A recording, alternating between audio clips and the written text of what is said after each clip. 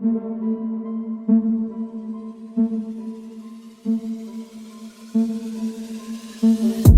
and welcome to the Let's Talk Fraud Show, a podcast highlighting everything you need to know to fight fraud. My name is Soltan Hassanieh, and I use my experience as an internal auditor and my knowledge as a certified fraud examiner to spread awareness, helping you detect frauds and stop fraudsters. Thank you for joining us today. Hi there, welcome to another episode of the Let's Talk Fraud podcast. Fraudsters, scammers, con artists, swindlers, grifters. Different namings, but trust me, they commit the same crime. All they want is to take your money, and in any immoral and sculpturous way. When we talk about fraud, we cannot talk about ethics. For them, it's all about the money. They will do whatever it takes, and I mean it. Sometimes even if it might cost a life. The latest statistics showed that fraud costs us billions of dollars globally, and it's increasing every day, everywhere. We all must learn to protect ourselves and start fighting fraud together. Stay tuned. In this episode, we'll be talking more about the online shopping scams, and after that, we'll be listening to your stories with fraud.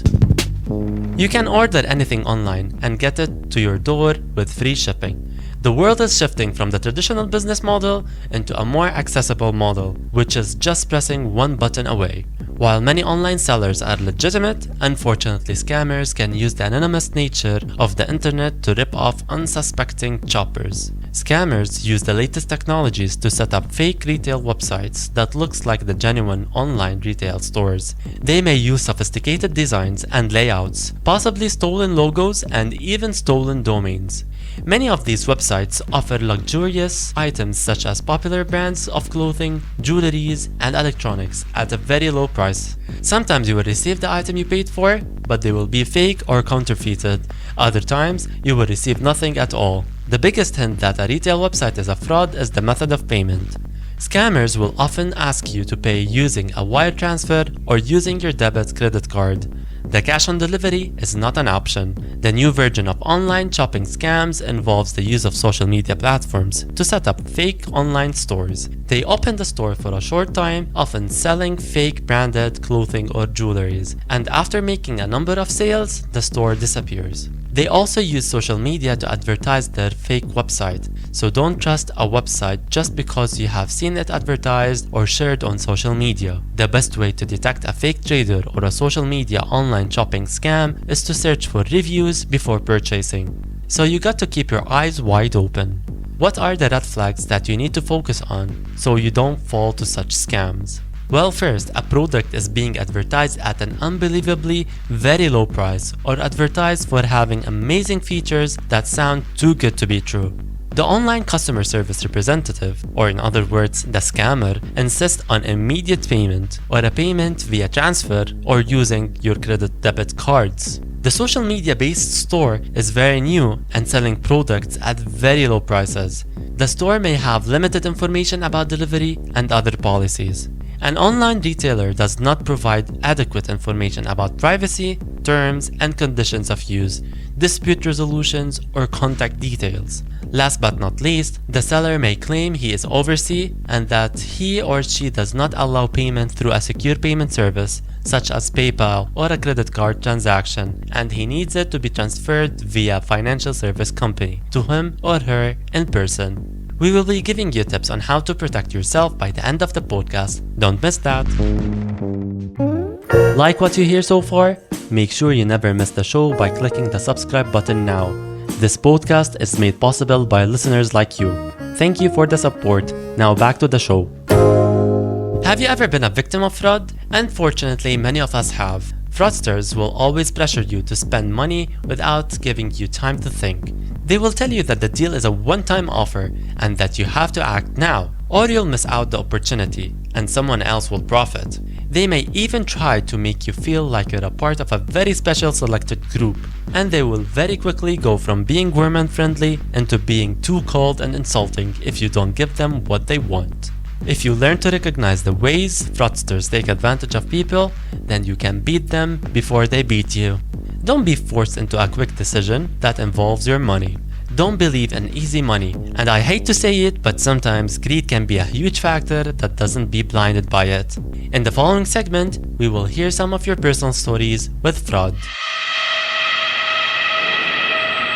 My uncle is a pretty busy businessman that lives in a plane. I think it happened with him, 5 times with the same credit card. Anyway, so one day he was at his house. He got a phone call from the bank saying that his card was charged in South Africa for an amount of like $4,000. And it was not him because he was at home and he never visited South Africa before. Well, he never ended up getting charged for it, but he would always have to go through kind of a hustle of explaining to the bank that he was physically in Lebanon at that date, showing them his passport as evidence. I would like to say to everyone out there to always be careful. Keep all your card receipts of all the places you purchase your stuff from and save them as backup for proof in case such an incident happened with you. Please be careful. One day I was at the ATM machine trying to take some money out, and this guy came out Russian, and he was anxious and angry and worried and afraid. He was stating that his mom was in the hospital and he has this check and the bank is not giving him the cash straight out, and he needed the money so bad so he can help out his mom. And I just felt I can help him. So I gave him some cash and I took the check instead and deposited it in my account, thinking that it won't hurt me. To realize, I got a phone call from the bank a few days later saying that this check was a fraud and it has no money in that account. And I just felt angry and betrayed. And I didn't know what to do. At that moment, I felt the urge of helping him because he was a bit pushy. And he just kept on saying, and he felt worried. This is not okay.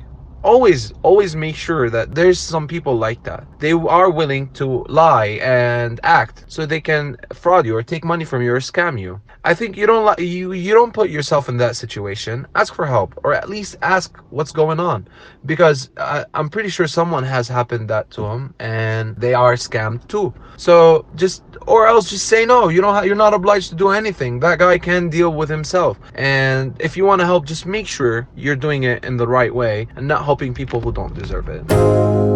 I would like to thank our guests for sharing their stories. Such stories might prevent someone else from falling for the same scam. It's all about prevention. I have a couple of tips for you. How can we prevent ourselves from online shopping scams? Well, first, check if the website or the social media page has a refund or a return policy, and their policies sound fair. Second, when using the retail website, find out exactly whom you are dealing with. Try dealing with a local company. You are in a such better position to sort out a problem if something goes wrong. Third, when making online payments, only pay for items using a secure payment service. Make sure that the URL starts with an HTTPS and a closed padlock symbol. Last but not least, avoid any arrangement with a stranger that asks you for an upfront payment via international fund transfer. It is rare to recover money sent this way. Never send money or give credit card or online account details to anyone you do not know or trust. Thank you for listening to the Let's Talk Fraud podcast. Before we go, show some love for your favorite podcast by leaving us a review. And don't forget to follow me on social media platforms listed in the description. And don't forget, where there is a human, there is a fraud.